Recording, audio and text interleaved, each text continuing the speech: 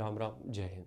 देखो हम लोग हमेशा से ही, मतलब अगर इस चैनल पे बहुत दिन से जुड़े हो तो हम एक चीज़ बता दें कि हमने हमें हमेशा से ही एक सोक्ड चना के बेनिफिट आपको बताए हैं। ठीक है, जो चना होता है, ठीक है, सोक्ड चना जिसको बोलते हैं हम लोग, जो रात में भिगो के रखते हैं, इसके बेनिफिट हमने हमेशा बताए, हमेशा इसके बेनिफिट्स हमने तुमसे शेयर करे हैं। लेकिन आज हम बात करेंगे कि सोक्ड चना भी हमें नुकसान कर सकता है, किस किस हालत में। देखो होता क्या है कि जब हम मतलब क्या कहते हैं, हमने पिछले वीडियोस में कई बार बताया भी है इस बारे में कि जब हम चना खाते हैं तो चना एक कंप्लीट मील की तरीके होता है। Fibre, protein, carbohydrate, fat, magnesium, potassium, सब कुछ, आयरन, सब कुछ इसमें मिल रहा है। ठीक है, क्या होता है, ये जो सोक्ड चना होता है ये rich in vitamin and minerals होता है। ठीक है, विटामिन और मिनरल में ये एकदम रिच होता है। ठीक है, रिच इन वाइटामिन मिनरल होता है। प्रॉब्लम कहाँ पे आती है? प्रॉब्लम यहाँ पे आती है कि जब हम चने को सोक करते हैं, चना जब हम भिगोते हैं तो देखा होगा जब चना जब भिगोया हुआ चना खाते हो तो वो हल्का सा टाइट होता है।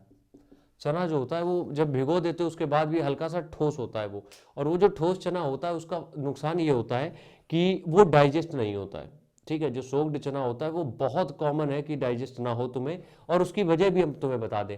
जब भी हम वीडियो बनाते थे 2-3 साल पहले, हमने इस टॉपिक पे खूब चना हमने प्रमोट किया, सबने खाया भी है। उस समय बात ये थी कि इतना ज़्यादा भी एक्सपोजर नहीं था फूड का, बाहरी फूड का। और जब से बाहरी फूड हमने खाना चालू किया है, मेरी चीज़ों को अगर समझोगे मज़ा आ जाएगा, सच बता रहे हैं। जंक फास्ट फूड जितना भी हमने खाया उससे हमारा बॉडी का जो पेट का गट बैक्टीरिया होता है, समझ रहे हो? गुड बैक्टीरिया मतलब जो ऐसे बैक्टीरिया जो खाने को पचाते हैं वो खत्म हो चुके हैं, वो लगभग लगभग खत्म ही हो रहा है। तो उससे क्या होता है कि हम लोग कोई भी ऐसी चीज जो मतलब ज्यादा जिसमें मेहनत लगती है हमारी बॉडी की, ज्यादा ब्लड फ्लो लगता है, वो हम पचा नहीं पाते हैं। ठीक है, तो सबसे पहला रीजन क्या है कि ये जो हम लोग फास्ट फूड और जंक फूड और मैदे में जितना आ चुके हैं, जिससे कि हमारा जो गुड बैक्टीरिया है, गुड गट बैक्टीरिया जिसको बोलते हैं, वो कम हो रहा है, जिससे कि हमारा डाइजेशन बेकार हो चुका है। ठीक है, पहली चीज तो ये हो गई। अब दूसरी चीज यहाँ पे क्या है? दूसरी चीज यहाँ पे ये है कि अगर चना खाना ही है तो जब तुमने चना सोक कर लिया है, जब चना भिगो लिया, उसके बाद क्या करो, उसको उबाल लो।